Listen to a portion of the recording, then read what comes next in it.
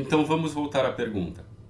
Por que foram os ingleses que invadiram a Austrália e não foi a Austrália quem invadiu a Inglaterra? Tudo está na existência do superávit. Na Austrália, onde viviam os aborígenes, não era necessário, por causa das condições climáticas inclusive, você produzir para você guardar para o inverno. Onde havia essa escassez de comida é onde começou a haver o superávit, onde as pessoas começaram a guardar mais do que precisavam para o consumo próprio. Por isso que começou o comércio.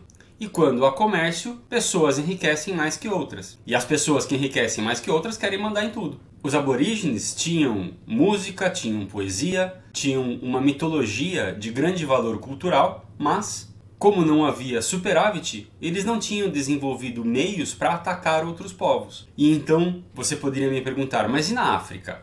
Na África há regiões onde é possível você plantar e ter superávit. Porém, ali também não havia escassez. Em alguns lugares onde havia escassez e onde se desenvolveram economias agrícolas, como por exemplo naquela região onde hoje é o Zimbábue, aquelas culturas daquela região não tinham possibilidade de se estender territorialmente na direção da Europa, por exemplo, por uma questão meramente climática. Se você olhar no mapa, a Europa ela é longa, né? Ela se estende de leste a oeste. Já a África, ela é comprida e se estende de norte a sul. Os climas da África de norte a sul são muito diferentes uns dos outros. Já os climas na Europa, por ser de leste a oeste, são muito parecidos. Então você tem uma possibilidade de expansão territorial para os lados muito maior do que os que você tinha na África.